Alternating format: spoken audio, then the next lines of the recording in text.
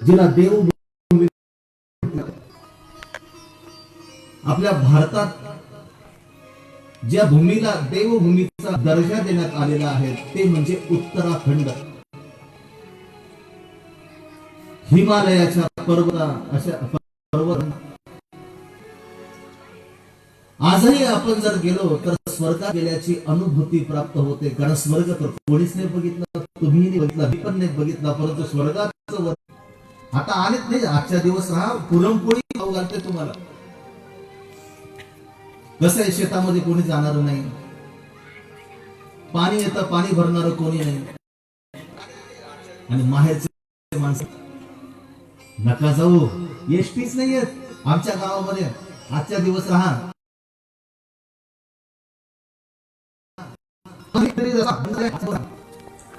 7-8 दिवस झाले तरी सोडू वाटत नाही. कारण ते एक आपुलकी आहे, ती एक ममता आहे. मी तुम्हाला नाव नाही ठेवत, तुम्हाला फक्त मी ममता समजावून सांगतो. आपल्या देवाच्या गावाकडचे ते माणसं. एकदा मी बद्रिकाश्रमला गेलो, बघितलं तिथली एक महिला. जे बद्रिकाश्रम आहे ते मंडल पासून 5 किलोमीटर आपल्याला पायी जावं लागतं, पहाडामध्ये चालत. आणि तिथली जी महिला आहे, ती महिला जंगलाने तिने लाकडं गोळा केल्या, काड्या गोळा केल्या. एवढा मोठा तो भार तयार झाला, तिच्या उंची एवढा भार तयार झाला. तिने विशिष्ट प्रकाराने त्याला दोरी बांधली. आणि ती दोरी ज्या पद्धतीने शाळेतले अडतात ना दोन्ही खांद्याला, तशा पद्धतीने त्या दोऱ्या अडकल्या. आणि एवढा मोठा भार तिने एकटीने उचलला. 5 किलोमीटरचा डोंगर ती चढते, पण तरी सुद्धा चेहरा मात्र प्रसन्न आहे. तिचा चेहरा. मी एकाला म्हटलं की जरा तू उचलून बघ ना. तो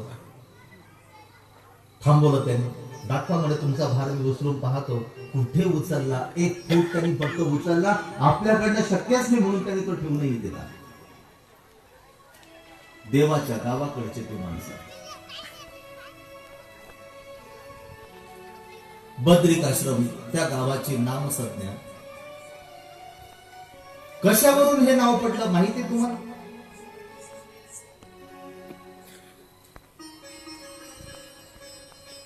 त्रेतायुगामध्ये त्या प्रदेशामध्ये खूप मोठे जंगल होतं. अनेक वनराई तेथे होते. वृक्ष म्हटले की आपल्याला बरे वाटतात. वृक्ष हे आमचे सोयरे आहेत, वृक्ष हे आमच्या जवळचे आहेत. आणि त्या वृक्षांशी जेव्हा आपण नातं जेव्हा जोडतो ना, तेव्हा आपोआप आपण तेथे सात्विक होऊन जातो. अशी ही असलेली अपूर्व वृक्षवल्ली. वृक्षवल्ली आम्हा सोयरी वनचरे. वृक्षवल्ली आम्हा सोयरी वनचरे. वृक्षवल्ली आम्हा सोयरी वनचरे. वृक्षवल्ली आम्हा सोयरी वनचरे. पक्षिणी सुस्वरे आळविते.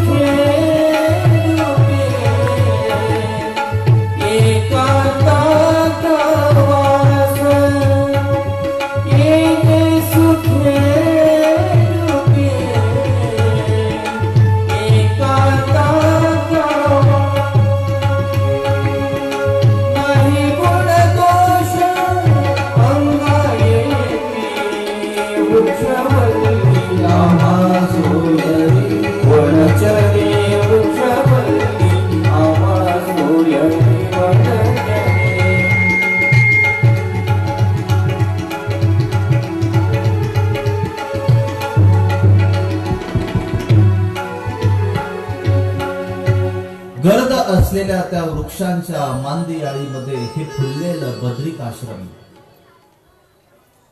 बद्री असं बोराला म्हणतात. आता मी काल येत असताना मला प्रत्येक स्टॉलवर मला बोर पाहायला मिळाले. माझ्यासोबत एक जण होते, म्हणे आमच्या नाशिकचे प्रसिद्ध हे बोर आहेत आणि एवढे मोठे म्हणे, ते बघा किती मोठे दिसतात, हिरवेगार दिसतात.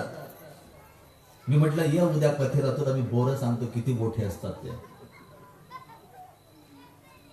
बोरावरून बद्रिकाश्रम हे नाव पडलं. बदरी म्हणजे बोर. त्या बोरांचं वर्णन आलेलं आहे. मला वाटतं की एका वेदामध्ये त्याचं वर्णन आलेलं आहे.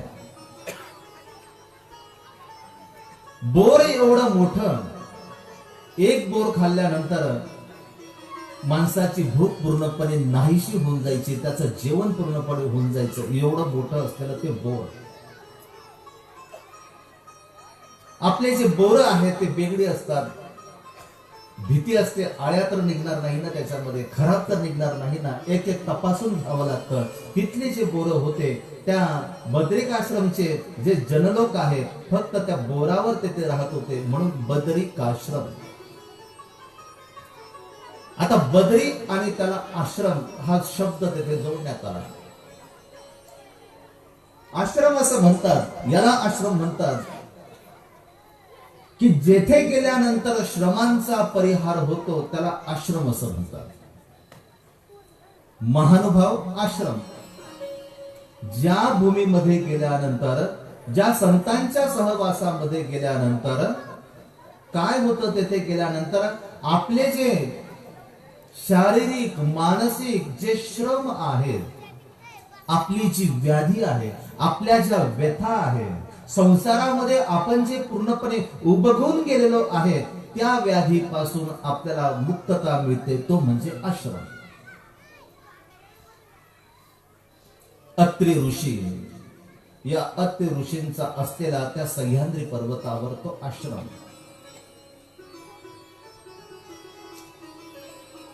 असे हे अत्रि ऋषी की ज्या अत्रि ऋषीने सर्वप्रथम सूर्याला राहू पासून मुक्त केलेला संदर्भ आपल्याला ऋग्वेदामध्ये पाहायला मिळतो. अत्यंत तपस्वी ब्रह्मदेवाच्या मानसिक संकल्पनेतून एकूण 11 पुत्रांचा जन्म झाला. त्यातील ब्रह्मदेवाच्या नेत्रातून अत्रि ऋषींचा जन्म झाला. कारण सर्वप्रथम जे काही जन्म झाले ते जन्म आज ज्या धारणेतून जे जन्म होतात तशा पद्धतीने जन्म झालेले नाहीत मानवाचे. ती एक दिव्य अशा प्रकारची शक्ती आणि ही व्यवस्था पुढे चालवायची आहे, म्हणून ब्रह्मदेवाच्या मानसिक संकल्पनेतून 11 पुत्रांचा जन्म झाला. त्यातील अत्रि ऋषींचा जो जन्म आहे तो या ब्रह्मदेवाच्या नेत्रातून तो जन्म झाला. ऋषी तुल्य व्यक्तिमत्व, अत्यंत तेजस्वी तपस्वी. त्यांच्या तपस्वित्वाची जी ख्याती आहे ती सर्व दूर तेथे पसरलेली. लहानपणापासून अध्यात्माचा असलेला त्यांचा वसा. वास्तविक ब्रह्मदेवाने यांना जन्माला घातला 11 पुत्रांना, तर ब्रह्मदेवाचा जो हेतू होता तो हेतू वेगळा होता. ब्रह्मदेवाला असं वाटलं की या 11 पुत्रांमधून आता पुढे ही मानवाची जी काही जन्माची जी रचना आहे, ती जन्माची रचना म्हणजे गर्भसंभूतीची जी रचना आहे ती रचना आता इथून पुढे सुरू राहील.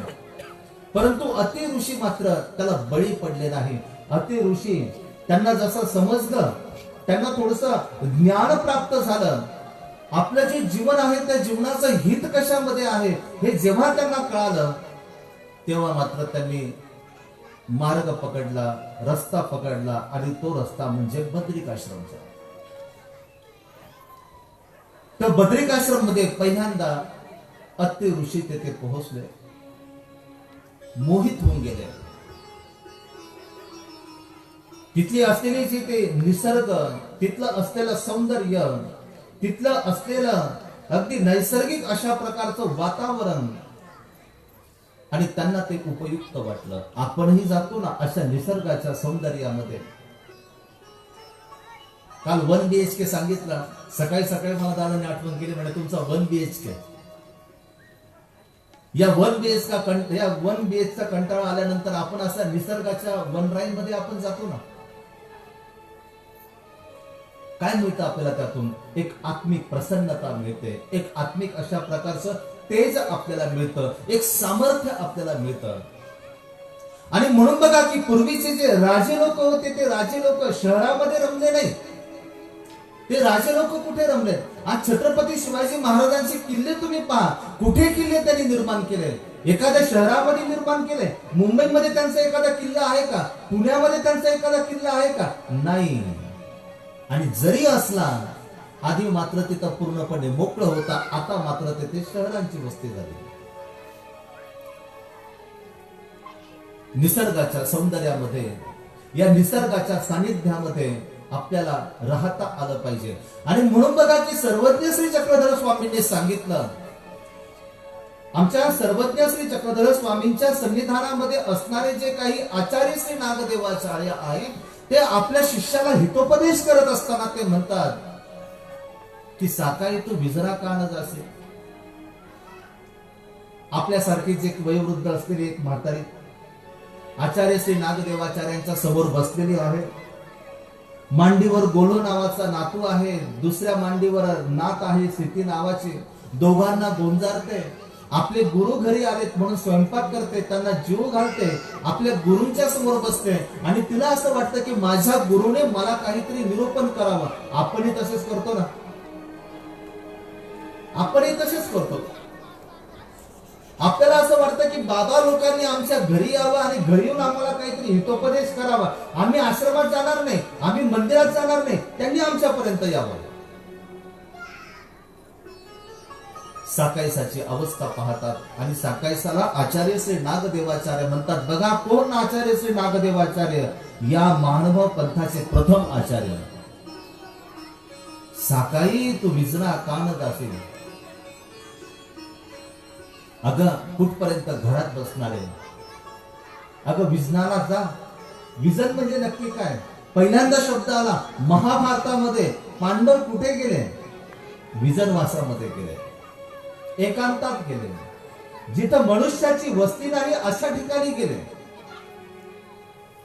सर्वज्ञ श्री चक्रधर स्वामींनी साधकाला आज्ञा केली की साधकाला जर परमेश्वर जर प्राप्त जर करायचा जर असेल, संसारातल्या या कटकटीपासून जर त्याला मुक्तता जर त्याला जर मिळवायची असेल, त्यांनी एकांतात गेलं पाहिजे, त्यांनी वृक्षांच्या सानिध्यात त्यांनी गेलं पाहिजे. आमच्या अवतीभोवती असलेले जे निसर्ग, जी वृक्षवेली, ती वृक्षवेली आम्ही पूर्णपणे नष्ट करून टाकली. आणि आज आम्हाला एक एक वृक्षाचं महत्व आम्हाला कळायला लागलं. कोरोना सारख्या कालखंडामध्ये ज्या वृक्षापासून आम्हाला ऑक्सिजन मिळतो, तो ऑक्सिजन आम्हाला मात्र विकत घ्यावा लागला. का बरं विकत घ्यावा लागला? जे निसर्गाचं सौंदर्य होतं ते सौंदर्य आम्ही नष्ट करून टाकलं. 800 वर्षापूर्वी सर्वज्ञ श्री चक्रधर स्वामींनी या झाडाचं महत्व सांगितलं, या वृक्षाचं महत्व सांगितलं. आणि म्हणून सर्वज्ञ श्री चक्रधर स्वामींनी तत्वज्ञानाचं निरूपण करत असताना सूत्रपाठातलं पहिलं जे सूत्र आहे ते वृक्षाखाली बसून सर्वज्ञ श्री चक्रधर स्वामींनी सांगितलं, हांगा येथ शरण आल्या काही मरण असेल. स्वामींना सूत्र सांगायचं होतं, परंतु ज्या झाडाखाली बसले ना त्या झाडाचं महत्व सुद्धा सर्वज्ञ श्री चक्रधर स्वामींना सांगायचं होतं. आणि म्हणून वृक्ष हे आमचे खरे सोबती आहे. बघा ना, आम्ही जीवन जगत असताना ऑक्सिजन आम्हाला देण्याचं काम कोण करतं? वृक्षच तर करतात. आम्ही जे कारखाने काढून ठेवलेले आहेत आणि त्या कारखान्यातून जो विषारी वायू निर्माण होतो, तो वायू कोण संपवतं? रात्रीच्या वेळेला ती वृक्ष तर आकर्षित करून घेतात ना त्या वायूला. आणि याच वृक्षांचे जे लाकडं, या लाकडांवर आम्ही जेवण बनवतो. आमचं उदरभरण त्या लाकडांवर चालतं. आणि हेच लाकडं आमचे हाडं जाळण्यासाठी आम्हाला कामी पडतात. किती महत्वाचे आम्हाला फक्त सुसाट पळणं माहिती आहे, वेगात पळणं आम्हाला माहिती आहे, निसर्गाचं सानिध्य आम्हाला माहिती नाही. आणि म्हणून आम्हाला रोड बनवायचे, म्हणून आम्ही रोडच्या बाजूला असलेले जे झाडं आहेत ते झाडं नष्ट करून टाकतो. एखाद्या झाडाची सावली आपल्या शेतामध्ये पडते, आपलं उत्पन्न येणार नाही चांगलं, म्हणून आपण काय करतो की ते झाडं आम्ही तोडून टाकतो. निसर्गाच्या सानिध्यामध्ये आमचा परमेश्वर सुद्धा रमलेला आहे. निसर्गाच्या सानिध्यामध्ये आजपर्यंत झालेले जेवढे संत आहेत, त्या संतांनी राहणं कुठे पसंत केलं? निसर्गाच्या सानिध्यामध्येच तर त्यांनी राहणं पसंत केलं ना. 21व्या शतकामध्ये आम्ही विसरलो, संत वचनाला आम्ही विसरलो. आणि म्हणून या निसर्गाचं जे महत्व आहे ते महत्व आम्हाला नाही, अति ऋषींना त्याचं महत्व आहे. बद्रिक आश्रमच्या भूमीमध्ये त्यांचा निवास आहे. 1 BHK नव्हता, 2 BHK नव्हता, सिमेंट कॉन्क्रीटचं कुठलं बांधकाम नव्हतं, पर्णकुटी बांधलेली होती, शेणाने सारवलेली ती जमीन, मजबूत कुठली भिंत नाही, फक्त त्या कुट्या तेथे उभारलेल्या. पण जंगलामध्ये राहत असताना अगदी बिनधास्तपणे राहत होते. मी मगाशी आलो येताना, अरे बाबा कुठे थांबलेत? म्हटलं तिकडं थांबलं. म्हटलं तिकडनं आले तुम्ही? म्हटलं तिकडनं आलो. त्या घरात थांब, म्हटलं तिथं थांबलो मी. कडी लावली ना व्यवस्थित? कडी लावली का म्हणे व्यवस्थित? आम्ही बंगले तर मोठे बांधले, परंतु भीती मात्र जास्त आम्हाला वाटायला लागली. आमच्या शेतामध्ये राहणाऱ्या लोकांना भीती नाही कुठली. त्यांचे दरवाजे कधी मजबूत नसतात. आम्हाला दरवाजा मजबूत बनवावा लागतो, आम्हाला कुलूप सुद्धा चांगल्या कंपनीचं पाहावं लागतं. संतांच्या झोपडीला कोणाची भीती? कोणाचीच तर भीती नाही. अत्रि ऋषींची ती पर्णकुटी. अनुसूयेसारखी अत्यंत सुशील, सद्गुण, रूपवान, असूया रहित असलेली अनुसूया ही ज्यांची पत्नी, कर्दम ऋषीची असलेली कन्या. आणि या कर्दम ऋषीची कन्या म्हणजे अनुसूया. या अनुसूये बरोबर त्यांचा विवाह झाला होता अत्रि ऋषींचा. आणि दोघंही त्या बद्रिक आश्रमच्या भूमीमध्ये आपली तपो साधना, ध्यान साधना निरंतरपणे ते करत असते. बरेच वर्ष निघून गेले. सर्वत्र आनंदी आनंद आहे. इतरही ऋषी मुनी लोक त्यांच्याकडे बघून त्यांच्या सहवासामध्ये आता एक एक ऋषी येत आहेत आणि त्या बद्रिक आश्रम मध्ये पर्णकुटी बनवून त्यांच्या सानिध्यात ते राहण्याचा प्रयत्न करतायत. एक एक म्हणता किती आले माहिती? किती आले असतील? 88,000. 88,000 ऋषी लोक त्या बद्रिक आश्रम भूमीमध्ये राहत आहेत. परंतु 88,000 संख्येने जरी राहत असले तरी सुद्धा त्यांनी त्या बद्रिक आश्रमचं जे सौंदर्य आहे त्या सौंदर्य त्यांनी नष्ट नाही केलं. नाहीतर आमचे लोक एखादं घर बांधतात, 4-5 झाडं तोडल्याशिवाय त्यांचं घर पूर्ण होत नाही. तुम्ही भाग्यवान आहे खरं. तुम्हाला निसर्गाचं सौंदर्य काय आहे, निसर्गाचं सानिध्य काय हे तुम्हाला चांगल्या पद्धतीने अनुभवायला मिळतं. या महाराष्ट्रामध्ये फक्त एकमेव जिल्हा अपवाद फक्त तुम्हीच आहात. बिल्डिंग मध्ये तुम्ही राहत नाही. तुम्ही बिल्डिंग बांधली, तुम्हाला काय मोह कमी नाही झाला तुमचा. बिल्डिंग तुम्ही पण बांधली, परंतु तुमची बिल्डिंग तुम्ही मजले न बांधता तुम्ही बिल्डिंग बसवली तुमच्या शेतामध्ये. आणि निसर्गाच्या या सौंदर्यामध्ये सानिध्यामध्ये राहणं तुम्ही पसंत करता. आणि म्हणून बघा की तुम्ही प्रसन्न आहात. अनेक संकट तुमच्यावर सुद्धा येत असतील, येत नाही असंही नाही, परंतु त्या संकटाला कसं सामोरं जायचं हे तुम्हाला चांगल्या पद्धतीने तुम्हाला माहिती आहे. चांगल्या पद्धतीने ब्रह्मदेवाचा मनोदय, संसार तर चांगला निर्माण झालेला आहे. अत्यंत सुशील अशा प्रकारची अनसूया अत्रि ऋषींना पत्नी म्हणून मिळालेली आहे. परंतु संसार म्हटलं की संसारामध्ये एका गोष्टीची सगळ्यात महत्वाची गरज असते, ते म्हणजे वंशाचा दिवा. आणि तो वंशाचा दिवा वेळीच जर समजा प्रकट जर नाही जर झाला, तर मग मात्र आपण चिंतातूर होऊन जातो.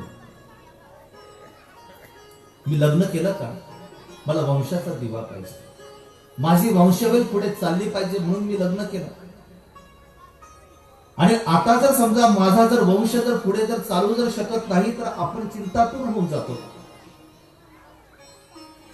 आपण पाहतो ना की बऱ्याच ठिकाणी नारळ बांधले जातात.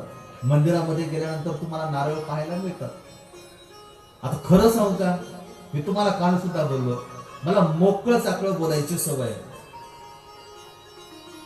महाव पंथाच्या कुठल्याच ग्रंथामध्ये नारळ बांधा म्हणून सांगितलेलं नाही. महानुभव पंथ अंधश्रद्धेला यत्किंचितही मानत नाही. पण आपला भाव, आम्ही तुम्हाला प्रोत्साहित नाही करत नारळ बांधा म्हणून, तो तुमचा तो भाव आहे आणि तुमच्या भावाचा आदर आम्ही राखतो. नाही, तुमचा भाव आहे आणि तुमच्या भावाला आम्ही आडवं का म्हणून यायचं? आम्ही का म्हणून तुम्हाला म्हणायचं इथं नारळ बांधायचे नाही, असं आम्ही तुम्हाला का म्हणून म्हणायचं? अरे तुमचा जर भाव जर शुद्ध जर असेल, तर तो देव सुद्धा नारळ बांधल्यानंतर तुमच्यावर प्रसन्न होतो.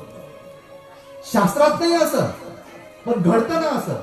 तुम्ही देवाला विडा ठेवता, मनोदय सांगता आणि तुमचा मनोदय पूर्ण होतो ना, हा तुमचा भाव आहे. अनेक प्रयत्न केले अति ऋषी अनुसया माते, पुत्र प्राप्ती होत नाही. 88,000 ऋषी मुनी लोक चिंतातूर झालेले आहेत की या बद्रिकाश्रम मध्ये, या बद्रिकाश्रमच्या भूमीचं पावित्र्य तेव्हाच वाढेल की जेव्हा अत्रि ऋषी अनुसया मातेच्या पोटी जेव्हा एखादा पुत्र जन्माला येईल. अत्रि ऋषी अनुसया माता सर्वसाधारण नव्हते, होते मानवच होते, परंतु मनुष्यामधले सर्व गुणांनी परिपूर्ण असलेले ते. बघा ना, परिपूर्ण अवस्थेमध्ये संसार आहे, परंतु संसाराला त्यांनी साध्य समजलेलं नाही. अनुसया मातेचं कुठलं लॉकर नाही. माझ्या लग्नात निघत असताना माझ्या आईने मला काही दागिने दिले होते, ते मोडायचे नाही बरं का. माझ्या मुलीला ते मला द्यायचे. तिने कुठले भांडे आणले नव्हते कर्दम ऋषीकडनं. हे माझ्या लग्नाचं काय काय म्हणतात तुमच्या भाषेमध्ये, आहेर, असं काही तिने आणलं नव्हतं. होती संसारामध्ये, परंतु संसारापासून अलिप्त होते. तुम्हाला माहिती आहे आमची फसगत कशामुळे होते? या संसाराला आम्ही साध्य समजतो. संसार साध्य नाही, संसार फक्त साधन आहे. आणि या साधनाचा जो वापर आहे तो आपल्या जीवनासाठी आपल्याला करायचा, परंतु त्याला जेव्हा आपण साध्य जेव्हा आपण त्याला समजतो ना, तेव्हा आपली फसगत होते. आता याच्यावरचं विवेचन तुम्हाला पुढच्या चरित्रामध्ये चांगल्या पद्धतीने येणारच आहे. अपेक्षांचं ओझं आम्ही जास्त बाळगून ठेवलं, नको तेवढ्या अपेक्षा आम्ही धरून ठेवल्या. मुलगा जन्माला आला, आल्याबरोबर आपण म्हणतो माझ्या म्हातारपणाची काठी, बरं का, माझ्या म्हातारपणाची काठी. अरे त्याला 2 पावलांनी चालू तर दे पहिले. नाही, माझ्या म्हातारपणाची काठी. तुला म्हातारपणाची काठी वाटते का? त्याच काठीने तुला बदलून काढतो, काय माहिती पुढचं भविष्य. अनेक स्वप्न रंगवलेले असतात संसारामध्ये, आणि मग ज्या वेळेला त्या स्वप्नांची पूर्णपणे रांगोळी जेव्हा होते ना, मग वाटतं की नाही नाही, सांगत होते बरं का बाबा आपल्याला, संसार हा नाशवान आहे, संसार हा अनित्य आहे, संसार हा स्थिर नाही. आणि मग वाटतं की नाही नाही, सांगत होते बरं का आपल्याला, पण आपण पूर्णपणे आपण संसारामध्येच आपण गुंतून गेलो. अत्रि ऋषींचा संसार मात्र अशा पद्धतीचा नव्हता. आणि म्हणून आदर्श संसार आपल्याला पाहायला मिळतो अति ऋषी आणि अनुसूयेच मातेचा. एकदम आदर्श अशा प्रकारचा संसार. आपण एखाद्या माणसाला म्हणतो ना की ऋषी तुल्य व्यक्तिमत्व, तो ऋषी नाही परंतु ऋषी सारखं जीवन तो जगतोय. एक बाई म्हटली तुम्ही तर सांगताय ऋषी तुल्य जीवन, पण आमचे ना आमचे हे गाढवासारखे जीवन जगतात म्हटले. एका पत्नीने आपल्या नवऱ्याचा दाखला द्यावा की गाढवासारखं तो जीवन जगतो. काय अर्थ आहे त्या जीवनाला, त्या संसाराला. अत्यंत ऋषी तुल्य असं असलेलं हे अति ऋषी. काय शिकायचं काय आपल्याला. मी तुम्हाला म्हटलं की 7 दिवसामध्ये मी तुम्हाला फक्त कथा सांगणार नाही, मी तुम्हाला कथेतून काहीतरी तुम्हाला देऊन जाईल आणि तुम्हाला सुद्धा ते मला सांगायचं की तुम्ही कथेतून काय तुम्ही शिकलात. तुम्हाला सुद्धा असा आदर्श संसार अति ऋषी अनुसूया मातेसारखा तुम्हाला आदर्श संसार तुम्हाला तो आचरायला तुम्हाला शिकायचा. आता वयोवृद्ध आजा आले असतील, आजा म्हणजे बाबा खूप उशीर केला हो तुम्ही सांगून. आता आमची 60 ओलांडली, तुम्ही आता सांगताय की आदर्श संसार जगा. आता सगळे आमचे भसनात, आता आमचे हाडकं जाण्याची वेळ आली आणि तुम्ही म्हणता की आदर्श नाही. आजपासून कळालं ना, आता आजपासून जगण्याचा प्रयत्न करा. ज्यांचे नवीनच लग्न झालेले त्यांनी अति ऋषी अनुसूया माता यांचा आदर्श डोळ्यासमोर ठेवा. अरे बघा, परमेश्वराला सुद्धा मोह झाला त्यांच्या पोटी अवतार धारण करण्याचा. मी असं नाही म्हणत की तुमच्या पोटी परमेश्वर अवतार धारण करतील. अरे पण तुमच्या देव्हाऱ्यात देव तरी राहिला पाहिजे ना. नका त्यांनी तुमच्या पोटी त्यांनी अवतार धारण करू द्या, परंतु तुमच्या घरामधल्या देव्हाऱ्यात त्यांनी राहिलं तर पाहिजे ना, त्यांनी निवास तर केला पाहिजे ना. आणि परमेश्वराला सुद्धा मोह झाला पाहिजे आपल्या घरात येण्याचा, आपल्या देवाऱ्यामध्ये राहण्याचा. विचार करा, आपला देवारा तसा आहे का? आहे का आपला देवारा तसा की साक्षात परमेश्वराला सुद्धा मोह होईल आणि तेथे परमेश्वर साक्षात विराजित होईल असा देवारा आपला आहे का? नाही ना आपला असा देवारा. बाबा 1,00,000 रुपयाचा देव्हारा बांधला. अरे त्या देव्हाऱ्याला महत्व तेव्हाच प्राप्त होईल की तेव्हा तेथे परमेश्वराचं अधिष्ठान तेथे नांदेल. तोपर्यंत नाही होणार. अति ऋषींच्या पर्णकुटीमध्ये शिव्या नाही, अति ऋषींच्या पर्णकुटीमध्ये हाणामारी नाही, अति ऋषी चिडत नाही, अति ऋषी आपल्या पत्नीवर रागवत नाही, तिला शिव्यांची लाखोळी ते वाहत नाही. दोघांचं जे बोलणं आहे ना, अत्यंत प्रसन्नतेने त्यांचं बोलणं आहे. अनुसूया माता अति ऋषींची संवाद साधत असताना अहो काहोची भाषा बोलणारी ही अनुसूया. आणि अति ऋषी अनुसूयेची जेव्हा संवाद साधतात ना, ती आपली पत्नी आहे म्हणून आरतोर एकेरी भाषेमध्ये तिच्याशी संवाद नाही ते साधत, अहो काहूच्या भाषेमध्ये ते आपल्या पत्नीशी बोलतात. असा आदर्श असलेला त्यांचा संसार किती आदर्श असेल ना. नाहीतर आमच्या शहरामध्ये आजकाल तर आई बापांना शोधण्याची गरजच नाही मुलांना. दोघच एकमेकाला शोधून घेतात. व्हॉट्सअपवर, इंस्टावर, फेसबुकवर दोघांची ओळख झालेली असते. दोघं ठरवतात आई वडिलांकडे जाण्याच्या आधी आपण एकमेकाला भेटायचं. एकमेक भेटतात आणि मग आपल्या आई वडिलांना जणू काही खूप मोठा तीर त्यांनी मारलेला आहे अशा अविर्भाव सांगतात. आई वडिलांना काळजी करू नका बरं का, आम्ही आमचा साथीदार शोधलेला आहे. ठीक आहे, आपल्याला नावं नाही ठेवायचं, पण वर्तन कसं आहे त्या घरातलं वर्तन. लग्न होण्याआधीच का रे तू येणार होता ना भेटायला, अजून आला नाही तू. अरे तुझा नवरा होणार आहे ना तो. नारे कारेचं भाषण बघ बर का, मला राग येतो बर का, असं नाही करायचं. अरे आणि लग्न झाल्यानंतर अरे तेव्हा तर त्याचा सन्मान ठेव, तेव्हा तर त्याच्याशी आदराने बोल. का रे चपाती खाणार का पुऱ्या खाशील सांग बरं लवकर. अरे आम्ही महाराष्ट्रातले संतांच्या भूमीमधले आम्ही आहोत. आणि संतांच्या भूमीमध्ये आम्ही राहत असताना अरे कारेची भाषा. अरे आपला तो पती आहे. दत्तचरित्रामध्ये बघा, अति ऋषी सुद्धा आपल्या पत्नीशी अनसूया मातेशी बोलत असताना अहो कावच्या भाषेमध्ये ते बोलतायत. छत्रपती शिवाजी महाराजांचं ज्या वेळेला आम्ही चरित्र पाहतो तेव्हा त्यांच्याशी प्रत्येक स्त्रीशी बोलणं, आपल्या मुलाशी सुद्धा बोलणं अहो कावच्या भाषेमध्ये होतं. विचार करा, आपण या भूमीमधले आपण आहोत. एक बाप सुद्धा आपल्या मुलांशी आदराने बोलणारा बाप या भूमीमधले आपण आहोत. आणि पत्नी नवऱ्याशी आरे कारेच्या भाषेमध्ये बोलते. काय ते म्हणतात, अरे कारे बोललो की प्रेम जास्त वाढतं म्हणतो. मान्य मला की प्रेम जास्त वाढतं, पण याच अरे कारेमुळे असे काही नंतर स्फोट होतात की एकमेकाला तुम्ही शिव्यांची लाखोळी तुम्ही वाहतात. याच अरे कारेमुळे ज्या मंडपामध्ये तुम्ही लग्न केलं होतं ना, तुम्हाला कोर्टात जावं लागतं. आता कशासाठी? तोडमोड करण्यासाठी.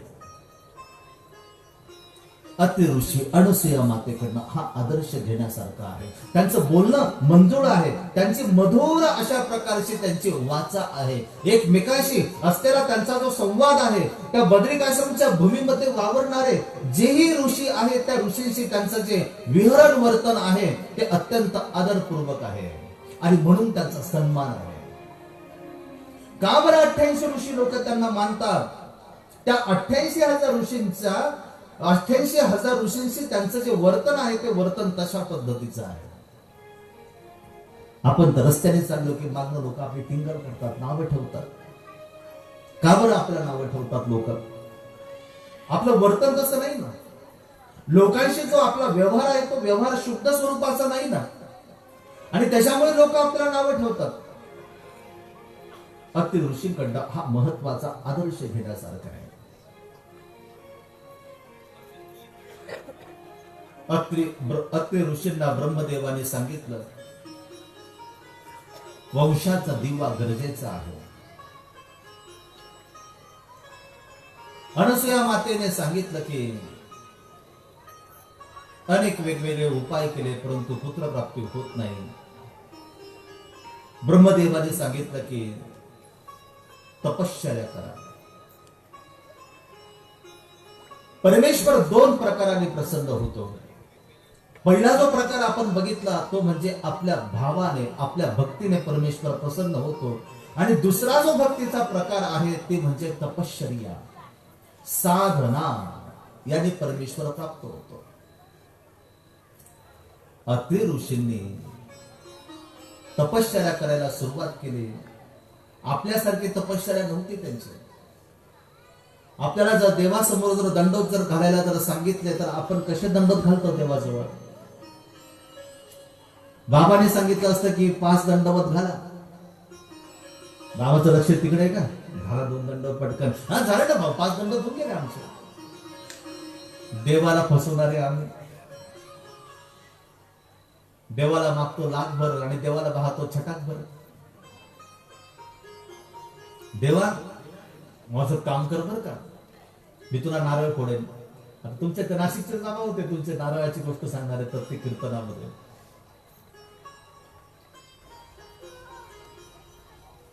कुठे जाऊन पोहोचला? कोकणात जाऊन पोहोचला नारळ घेण्यासाठी. 20 रुपयाचा नारळ नाशिकला महाग. गेला कोकणात, सांगितलं तिथं म्हणे 1 रुपयाला नारळ मिळतो. तिथेही म्हणतो 75 पैशाला दे ना नारळ. तो म्हटला जा ना झाडावर चढ. तो झाडावर चढला. आता झाडावर चढणं त्याला माहिती होता. नारळाच्या झाडावर तो चढला, नारळ तो तोडले, पण उतरायचं कसं? आता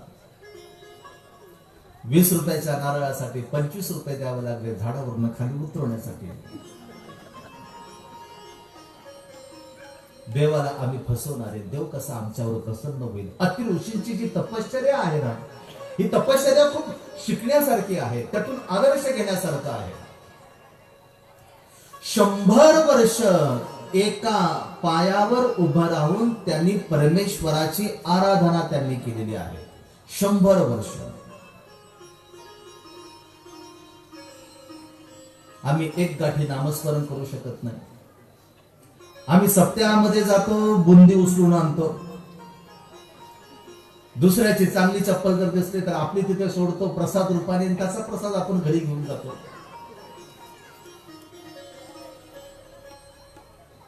एका जणाने कथा झाली, म्हणजे बाबा हार घेऊ का?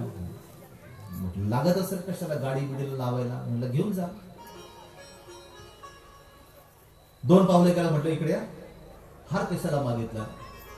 त्याचं काय म्हणे, बाबा रोज मी 20 रुपयाचा हार आणतो देवाला घरी वाहण्यासाठी. प्रामाणिक माणूस होता बिचारा, फसवलं नाही त्यांनी मला. स्पष्ट जे आहे ते सांगितलं. रोज 20 रुपयाचा हार लागतो म्हणे मला, मी देवाला वाहतो म्हणे, माझी श्रद्धा आहे. तुमच्याकडचा जर हार जर घेतला तर उद्या 20 रुपयाचा हार माझा वाचेल ना म्हणे, म्हणून तो देवाला मी व्हायला घेऊन चाललो म्हणे. मला वाहिलेला हार देवासाठी तो घेऊन चालला, 20 रुपयासाठी मागे पुढे पाहतोय. अत्रि ऋषी 100 वर्ष तपश्चर्या करतात एका पायावर. देव अशाने प्राप्त नाही होणार. देवासाठी काहीतरी साधना करावी लागेल आपल्याला. देव तेव्हाच प्रसन्न होतो, तपश्चर्याचं फळ तेव्हाच आपल्याला प्राप्त होतं की आपली साधना तशा पद्धतीची जर असेल तर. अरे नकळतपणे तुम्ही तपश्चर्या करतात. सकाळी आंघोळ करण्यासाठी शेजारच्या बंगल्यामध्ये गेलो, तिथं कांदा भरणं चालू होतं. मी शेजारी असल्या बाबांना विचारलं की बाबा किती महिन्याच्या तपश्चर्याचं फळ आहे? म्हटले बाबा 4 महिन्याचं. 4 महिने तुम्हाला राबावं लागलं ना शेतामध्ये, तुम्हाला कष्ट करावे लागले ना तुम्हाला शेतामध्ये. रात्रंदिवस ज्याही वेळेला लाईट येईल त्या वेळेला तुम्हाला पाणी भरायला जावं लागलं ना, त्या वेळेला तर तुम्हाला त्याचं फळ मिळालं. अत्रि ऋषी तपश्चर्या करताय. 100 वर्ष तपश्चर्या त्यांनी केली. आणि काय आनंद. एका दिवशी अनसूया मातेला स्वप्न असं पडलं. आकाशातून एक दिव्य लखलखीत शुभ्र असा एक गोळा, एक प्रकाश आकाशातून तो अनसूया मातेकडे तो येत आहे. आणि तो आल्यानंतर अत्रि ऋषी जे आहेत त्या अत्रि ऋषींच्या हातामध्ये तो विराजित झालेला आहे तो गोळा. अत्रि ऋषींना असा प्रत्यक्ष त्यांना ते दिसलं. आणि इकडे मात्र अनसूया मातेने आनंदाची वार्ता सांगितली. ज्या क्षणाची, इतक्या वर्षापासून तुम्ही जी वाट बघत होता ना, तो क्षण आपल्या जीवनामध्ये आता फलदायक होणार आहे. तो आता फुलणार आहे. पुत्र जन्माला येणार आहे. आनंदाची वार्ता संपूर्ण बद्रिकाश्रम मध्ये पोहोचली. ऋषीमुनी लोक आनंदाने नाचत होते, बागडत होते, परमेश्वराचे आभार मानत होते, स्तुती करत होते. परमेश्वराची स्तुती करत होते, नमन करत होते परमेश्वराला. हे परमेश्वरा किती तुझे थोर अशा पद्धतीचे उपकार आहेत. अनेक वर्षाच्या या तपश्चर्याचं फलित आज मात्र झालेलं आहे. देवाला वंदन करतायत. दीन दयाळा, दीन दयाळा वंदन करीतो तुझिया पद कमला.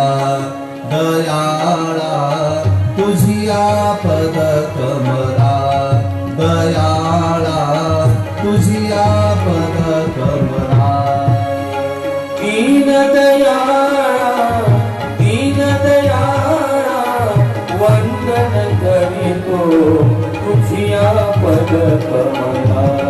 दयाळा तुझिया पद कमला. दयाळा तुझिया पद कमला. निशिदिनी आमुचे पालन करीशी तुझी जगत पाला. तुझी जगत पाला. तव गुण गाता सकल मलिनता. तव गुण गाता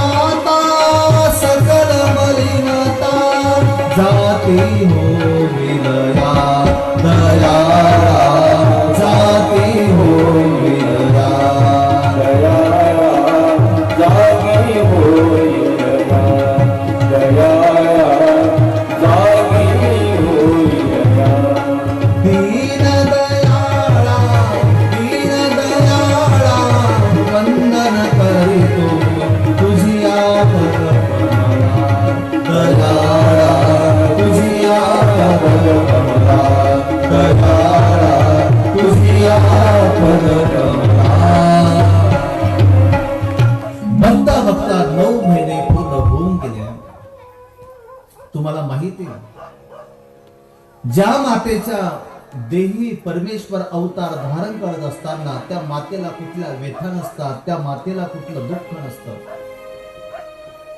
त्या मातेला चिरंतन आनंद असतो. अनुसया मातेला कुठला त्रास झालेला नाही. अनुसया मातेला दिवसेंदिवस आनंद वाटायचा, दिवसेंदिवस तिला सुख वाटायचं आणि त्याला खात्री होती की माझ्या पोटी जो अवतार धारण करणारा आहे तो सर्वसामान्य जीव नाहीच आहे, तो तर परमात्मा आहे. जो निराकार असलेला जो परमेश्वर आहे तो परमेश्वर आता साकार होतोय, इथं अवतार धारण करतो. तुम्हाला माहिती परमेश्वराचा जन्म होत नाही. आपला भाव आहे.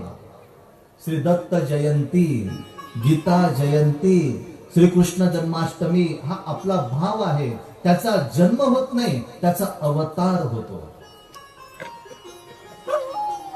श्री दत्तात्रय प्रभूंनी अवतार धारण केला अत्रि ऋषी अनसुया मातेच्या पोटी. सर्वत्र आनंदाला उधाण आलेलं.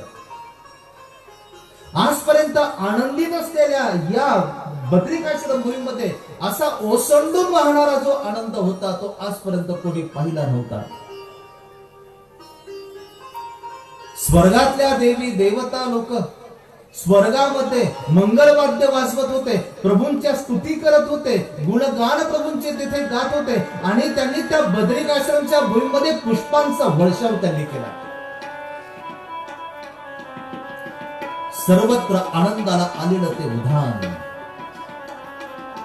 आणि या आनंदाच्या या पर्वणीमध्ये श्री दत्तात्रय प्रभूंनी या मार्गशीर्ष महिन्यामध्ये अत्रि ऋषी अनसुया मातेच्या पोटी बद्रिकाश्रमच्या भूमीमध्ये त्यांनी अवतार धारण केला. त्यांनी अवतार धारण केला. गरज होती या धर्तीवरती परमेश्वराने अवतार धारण करण्याची. भगवद्गीतेमध्ये सुद्धा सांगितलं ना की परमेश्वर कधी अवतार धारण करतो. यदा यदा हि धर्मस्य ग्लानिर्भवति भारत अभ्युत्थानम धर्मस्य तदात्मानं सृजाम्यहम्. जेव्हा जेव्हा धर्माला ग्लानी येते, जेव्हा जेव्हा या धर्तीवरती अधर्म जेव्हा वाढू लागतो ना, जेव्हा जेव्हा या धर्तीवरती नीतिमत्ता जेव्हा संपत असते ना, त्या वेळेला ते दुरुस्त करण्यासाठी, ते स्वच्छ करण्यासाठी, बिघडलेल्या माणसाला दुरुस्त करण्यासाठी परमेश्वर काय करतो की तो अवतार धारण करतो. कोणासाठी परमेश्वराने अवतार धारण केला श्री दत्तात्रय प्रभूंनी उद्याच्या सत्रामध्ये आपल्याला पाहायचं आहे. श्री दत्तात्रय प्रभूंनी का बरं या 16 लक्ष वर्षाच्या त्रेतायुगामध्ये श्री दत्तात्रय प्रभूंनी अवतार का बरं धारण केला, त्याला काय कारण होतं? श्रीकृष्ण महाराजांचं कारण आम्हाला माहिती. कंसाला संपवण्यासाठी, दुर्जनांचा नाश करण्यासाठी, हे कारण आम्हाला माहिती. परंतु दत्तात्रय प्रभूंनी का बरं अवतार धारण केला, त्याचं जे उत्तर आहे ते उद्याच्या सत्रामध्ये आपल्याला शोधायचं. उद्याच्या सत्रामध्ये श्री दत्तात्रय प्रभूंच्या बालमृतीच्या वेगवेगळ्या प्रकारच्या लीळा आपल्याला पाहिजे. स्वर्गीच्या देवता लोकांमधल्या असलेला सर्वोत्तम आणि श्रेष्ठ असलेल्या या देवता ब्रह्मा विष्णू महादेव आणि यांचा गर्वहरण, यांची फजिती श्री दत्तात्रय प्रभूंनी कशी केली. अलौकिक अमोघ अशा प्रकारचं चरित्र उद्याच्या सत्रामध्ये आपल्याला पाहायचं. मी आपल्याला कालच सांगितलं, इथं बॅनरवर लिहिलेलं नाही की उद्या काय होणार, परंतु मी तुम्हाला कथेचा समारोप करत असताना मी तुम्हाला सांगत जाईल. खरं तर याच्यामध्ये आणखी भरपूर चिंतन करण्यासारखं आहे, पण आज आपल्याला जन्म श्री दत्तात्रय प्रभूंचा करून घ्यायचा आहे. जर आजही जन्म झाला नाही तर तो जन्म उद्यावर जाईल आणि बाकीचे जे आपले चरित्र आहे ते चरित्र आपले परिपूर्ण होऊ शकणार नाही. एक एक क्षण कसा आपल्या जीवनात निष्ठून जातो आपल्याला कळत नाही. झाला दुसरा दिवस आपला संपला. काल उत्साह होता की पहिलं सत्र तेही संपलं, आजचं दुसरंही सत्र आपलं संपलं. आता उरले किती दिवस आपल्या हातामध्ये? किती उरले दिवस? पाच फक्त दिवस आता या 5 दिवसामध्ये आपल्याला उर्वरित श्री दत्तात्रय प्रभूंचं चरित्र आपल्याला पाहायचं आहे. खरं तर मी आपल्याला सांगितलं होतं, काय आणायला सांगितलं होतं मी तुम्हाला? कोणी कोणी आणले हात वर करा पहिल्यांदा, नाहीतर आम्हाला व्यवस्था करायला. अरे पण सांगितलं होतं काय मी तुम्हाला? फुलं आणायला सांगितले होते ना. आता ज्यांच्याकडे फुलं नाहीत त्यांच्यासाठी हार मोकळे करा, मोकळे फुलं करा. आणि आपल्याला इथे आता श्री दत्तात्रय प्रभूंची विलक्षण महापूजा या ठिकाणी संपन्न करायची आहे. बघा, खूप मोठं भाग्य लागतं अशा या पूजेमध्ये सहभागी होण्यासाठी. चिरायू असलेला श्री दत्तात्रय प्रभूंचा अवतार आणि चिरायू असलेल्या श्री दत्तात्रय प्रभू अवताराचा जन्मोत्सव आता आपण साजरा करणार आहोत. त्यांची महापूजा आपण संपन्न करणार आहोत.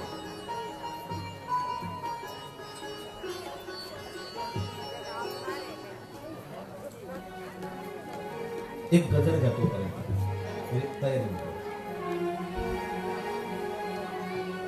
दत्ता दिगंबराया हो, दयाळा मला भेट द्या हो. दत्ता दिगंबराया हो, दयाळा मला भेट द्या हो. सगळ्यांनी टाळ्या वाजवा, हात वर करून आपल्याला दत्तात्रय प्रभूंसाठी टाळ्या वाजवायच्या आहे. दत्ता दिगंबराया हो, दयाळा मला भेट द्या हो. दत्ता दिगंबराया हो, दयाळा मला भेट द्या हो. दत्ता दिगंबराया हो, दयाळा मला भेट द्या हो. दत्ता दिगंबराया. तसं नका फुलं देऊ नका, फुलं मोकळे करा आणि इथं ठेवा. दयाळा मला भेट द्या हो, दयाळा मला भेट द्या हो.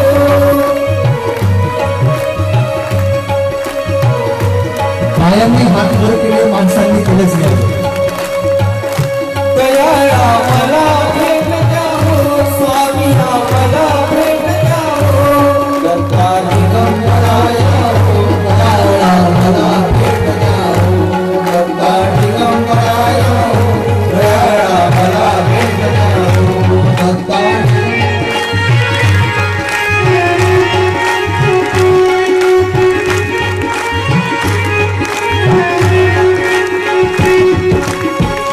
दयाळा मला भेट द्या हो, स्वामी मला भेट द्या हो.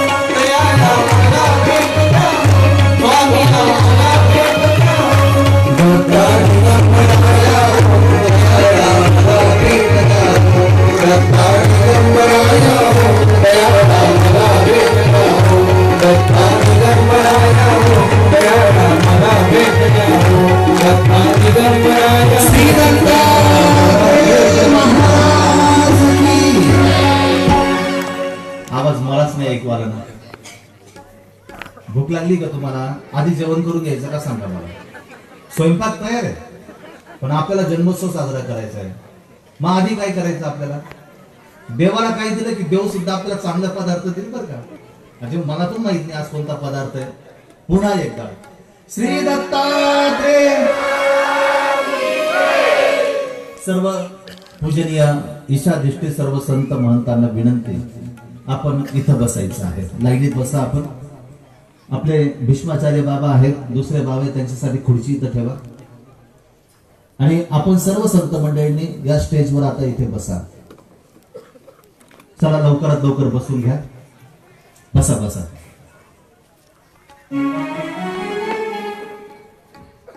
नाही, वर बसा, वर बसा. असं नाही, वर बसा. या ना, इथं खुर्ची ठेवा ना. आता एक काम करा, इथं खुर्ची ठेवा. एक खुर्ची इथं ठेवा. हा,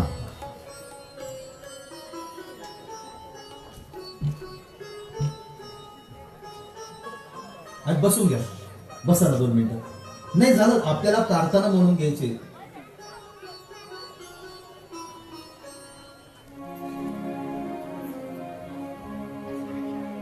मी आपल्याला मगाशी सांगितलं की अंतकरणामध्ये ज्ञानाची वस्ती जर असेल तर तो मनुष्य नसतो, तो संत असतो.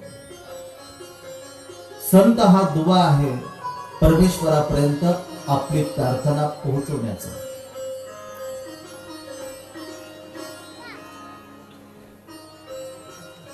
आणि म्हणून येथे उपस्थित असलेले हे सर्व पूजनीय ईशाधिष्ठित ही सर्व संत महंत मंडळी आपल्या या विलक्षण महापूजेमध्ये आपल्या वतीने देवाला प्रार्थना करणार आहे, देवाला विनंती करणार आहे की हे श्री दत्तात्रय प्रभू महाराजा, आजच्या दिनी तुमचा अवतार संपन्न झाला. तुम्ही ज्या पद्धतीने अनेक भक्तांचे त्रिताप नाश तुम्ही केले, अनेकांना दुःखातून तुम्ही मुक्त केलं, हे परमेश्वरा तुमची जी कृपा दृष्टी आहे ती कृपा दृष्टी सदोदितपणे माझ्यावर असू द्या. ही विनंती आपल्याला काय करायची, देवाला करायची आहे. मी तुम्हाला सांगितलं होतं की प्रत्येकाने येताना एक फूल आणा. देवाला आपण काय देऊ शकतो, देवाला आपण काही देऊ शकत नाही. आपण भिकारी आहोत. तुम्ही म्हणणार की बाबा आम्ही भिकारी नाही, तुम्ही भिकारी. हो, सगळेच भिकारी. म्हणून तर आम्ही हाफ तिकीट करतो ना.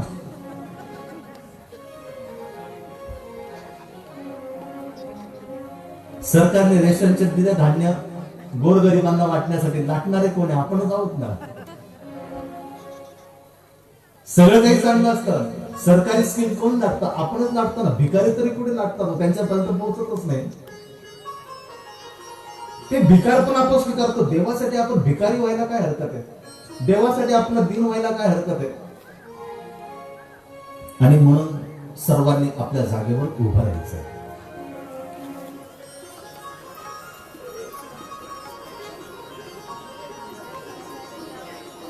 अगदी शांतता.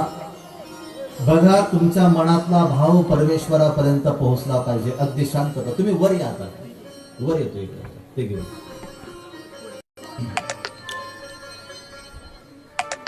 झाले, तयार झाले सगळे. आपल्या डोक्यावर काहीतरी घ्या. ज्यांच्याकडे आहे त्यांनी, ज्यांच्याकडे नाही त्यांनी नाही घेतलं तर हात जोडा, डोळे बंद, अगदी डोळे बंद आपले. डोळ्यासमोर आठवा श्री दत्तात्रय प्रभूंची श्री श्री मूर्त. मंदिरामध्ये तुम्ही मूर्त बघितली असेल, विशेष पाहिला असेल. आपल्या देवाऱ्यामध्ये श्री दत्तात्रय प्रभूंचा आपल्या श्री गुरूंनी दिलेला विशेष. आपण माहूरला गेलो होतो आणि त्या तळ्यातून आपल्याला दिलेला विशेष, की ज्या विशेषाची नित्य प्रतिदिने आपण सेवना करतो, त्या विशेषाला वंदन करतो, तो विशेष आपल्याला आठवायचा आहे अंतःकरणापासून. आणि मी म्हणतो मागे तशा पद्धतीने आपण म्हणायचं आहे. आता आपल्याला प्रार्थना करायची देवाची. जयतु मंगला परम मंगला परम मंगल रूपा जय जय स्वामिया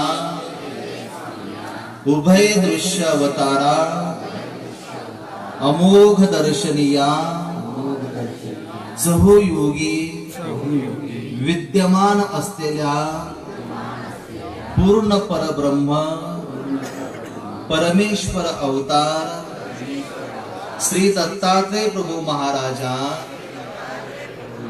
हे प्रभू, आज आपल्या अवतार दिनाच्या निमित्ताने आज आम्ही तुम्हाला भावपुष्प समर्पित करीत आहोत.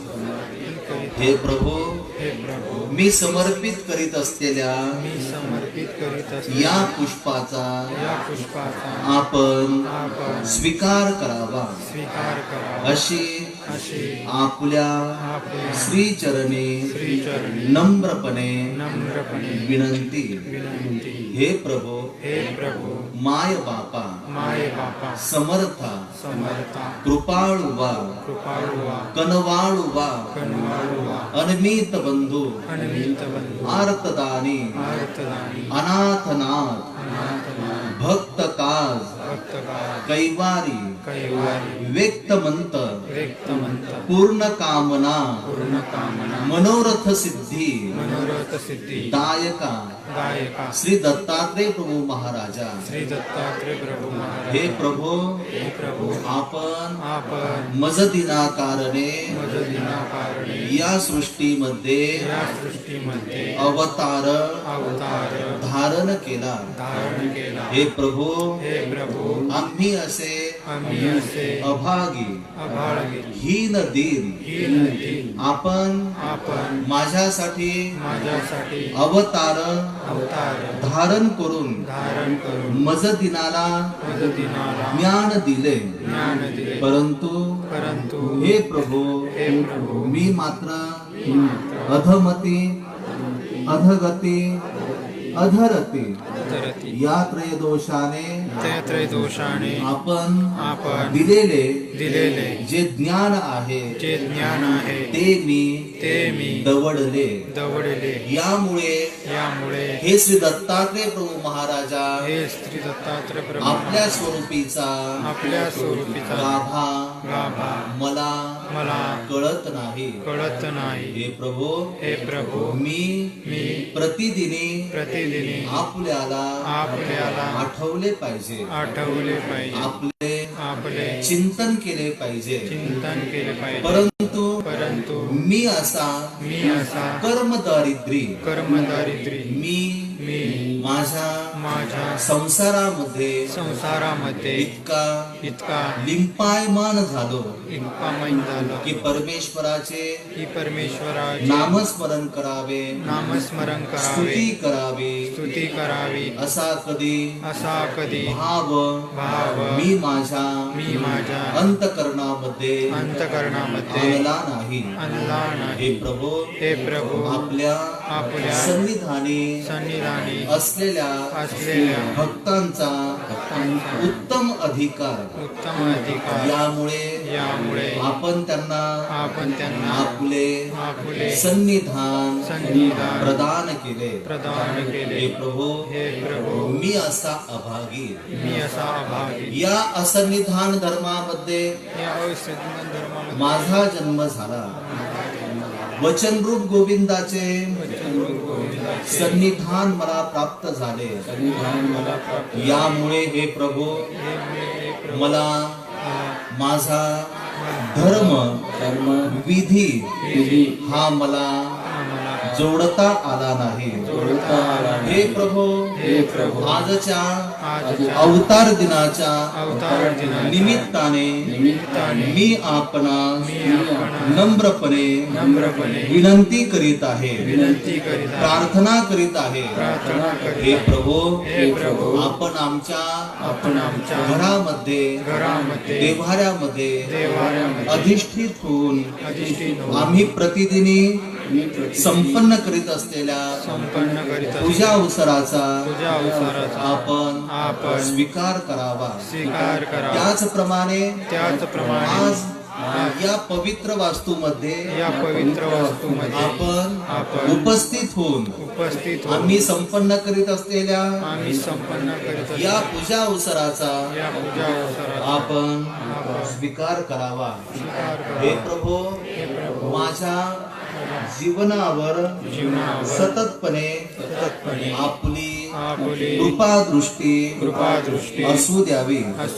हे प्रभो आपली प्रसन्नता मी कधीच नष्ट करू नये यासाठी मला आपण सद्बुद्धी देऊन माझ्या जीवनाला योग्य दिशा दाखवून अधर्मापासून मला वाचवून या कलियुगाचे जे नित्य नरक आहे या नरकापासून मनापासून मला सोडून मला सोडून ज्याप्रमाणे ज्याप्रमाणे आपण भक्तांचे भक्तांचे रक्षण केले, रक्षण केले भक्तांचे भक्तांचे त्रयताप त्रेताप नष्ट केले, नष्ट केले त्याप्रमाणे त्याप्रमाणे हे प्रभू हे प्रभू आपण माझा आपण माझा अनाधिकार अज्ञानकार नष्ट करून नष्ट कर आपल्या भक्ती योग्य आपल्या भक्ती मला आपण मला आपण बनवावे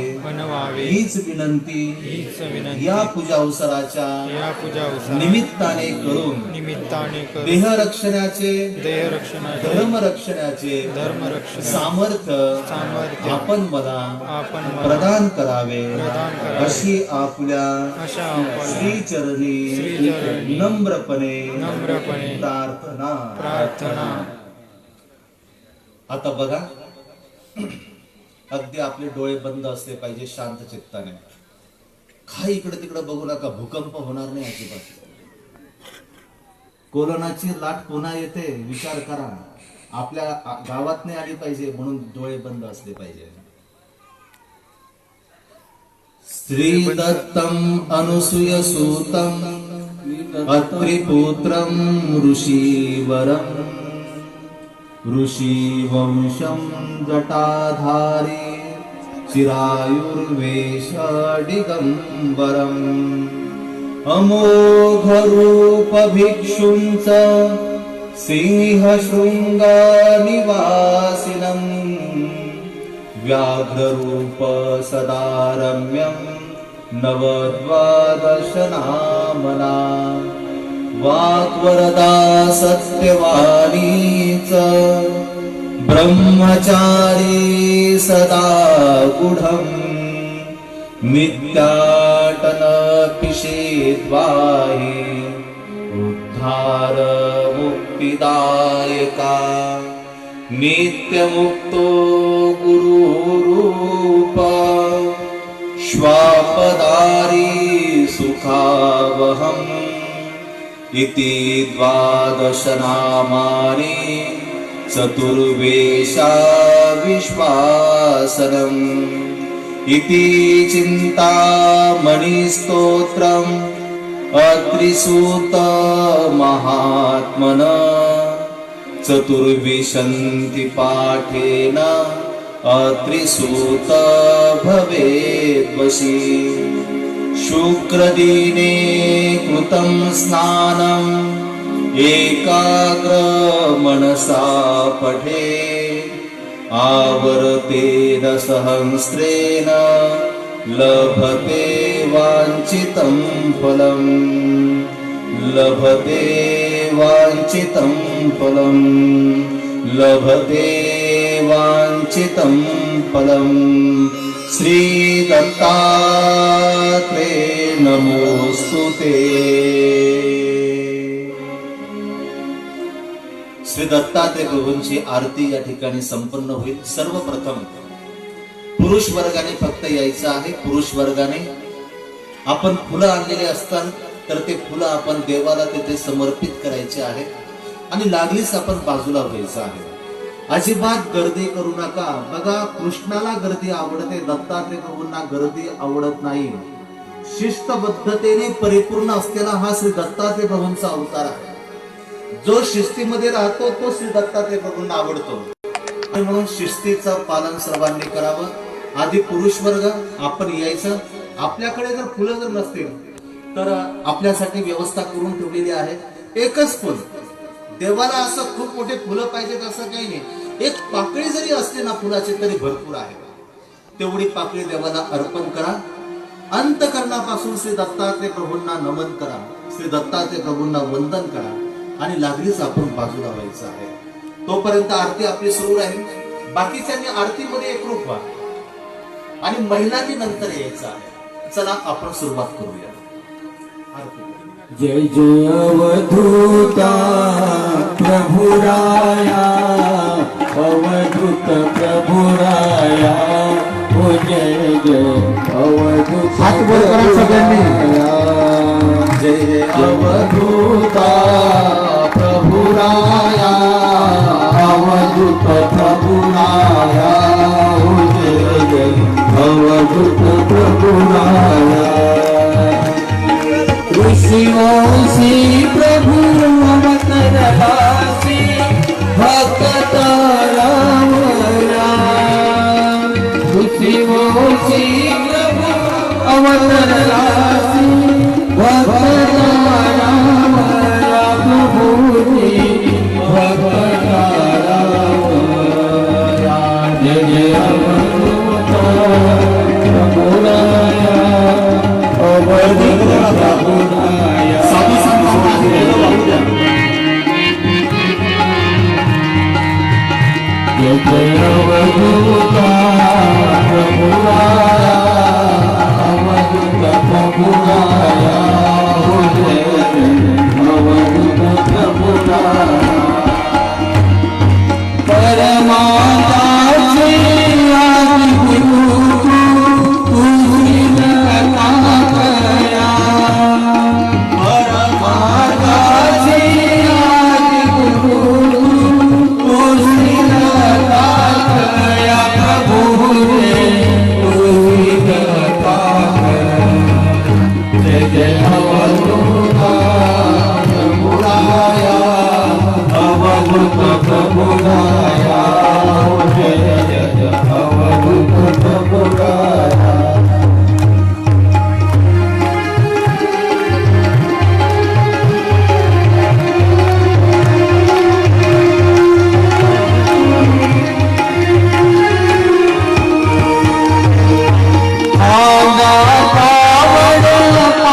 दिवेश कृतपदाति रवाया